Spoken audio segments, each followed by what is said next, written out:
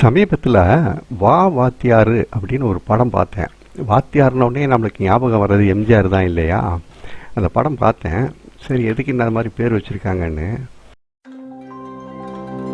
பார்த்தப்போ இது என்னடா படம் எடுத்திருக்காங்க அப்படின்னு சொல்லிட்டு முதல்ல ஒரு மாதிரி தோணுச்சு.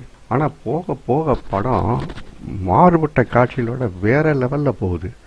கார்த்திக்கு காவல் அதிகாரியாக நடிச்சிருக்காரு. ஆனால் அவர் அணிஞ்சிருக்கும் காவல் சீருடை, அந்த யூனிஃபார்ம் இருக்குல்ல, அது என்னமோ கட்டம் போட்டிருக்குது. என்னடா லாஜிக் இல்லாமல் இருக்குது அப்படின்னு சொல்லி பார்த்தேன். அப்புறம் தான் புரிஞ்சு இந்த படத்தில் லாஜிக்கை பார்க்கக்கூடாதுன்னு. உண்மையிலேயே லாஜிக்கை தவிர்த்துட்டு பார்த்தா ஒரு நல்ல என்டர்டெய்னர். இந்த படத்தில் கார்த்திக் ஒரு இல்லை, 2 சேலஞ்சிங்கான ரோலு.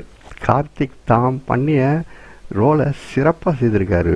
ஒரு சீனில் 2 ரோலையும் படம் பாருங்கள், அப்போ தான் அந்த இதை ரசிக்க முடியும். நான் சொன்னேன்னா அவ்வளோ இன்ட்ரெஸ்டாக இருக்காது. படத்தை பாருங்கள், நல்லாயிருக்கும். 2 ரோலையும் நொடிக்கு நொடி டக்கு டக்குன்னு தன்னுடைய எக்ஸ்ப்ரெஷனில் மாற்றி மாற்றி மீண்டும் மீண்டும் சொல்கிறேன். இப்படி படம் கார்த்திகே நடித்தது கிடையாது. அவருக்கும் ஒரு நல்ல வாய்ப்பு, நமக்கும் ஒரு நல்ல படம், நல்ல என்டர்டெய்னர்.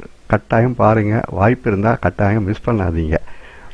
அடுத்த படம் 45 அப்படின்னு ஒரு படம். என்னடா வெறும் 45ன்னு போட்டிருக்குது அப்படின்னு டைட்டிலில் பார்த்தோம்னாக்கா சிவராஜ்குமார்ன்ற பேர் வருது. சரி, இதில் சிவராஜ்குமார் நடிச்சிருக்காருன்னு பார்க்க ஆரம்பித்தா படத்தில் 40 நிமிஷத்துக்கு அப்புறம் தான் சிவராஜ்குமார் என்ட்ரி கொடுக்குறாரு. அப்போது அது வரைக்கும் இந்த படம் போர் அடிக்குதான்னு கேட்குறீங்களா? அதுதான் இல்லை.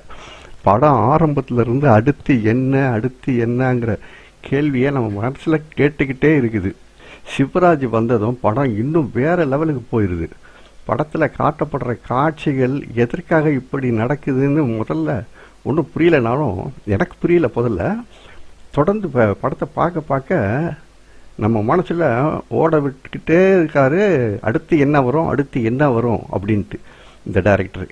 கடைசி கால்வாசி படம் காட்சி அமைப்புகள் நம்மளை பிரமிக்க வைக்குது. இப்போ சொன்ன இந்த 2 படத்துலையும் ஸ்கிரிப்ட் ஒர்க்கு சூப்பருங்க. இந்த மாதிரி கதைகளுக்கு இப்படி ஸ்கிரிப்ட் எழுதுறது அவருக்கு ரொம்ப தெளிவு இருக்கணும். அந்த இயக்குனருக்கு, எழுதினவங்களுக்கு. வாய்ப்பு இருந்தால் இந்த படத்தையும் மிஸ் பண்ணாமல் கட்டாயம் பாருங்கள். சூப்பரான இன்னொரு படம், நல்ல என்டர்டெய்னர் ரெண்டுமே. ஆனால் இந்த 45ல் வேறு சில கருத்து சொல்ல வர்றாங்க. பட் கருத்தெல்லாம் ஒரு பக்கம் விடுங்க, லாஜிக்கை விட்டுடுங்க. படம் 2 படமும் பிரமாதமான படம்.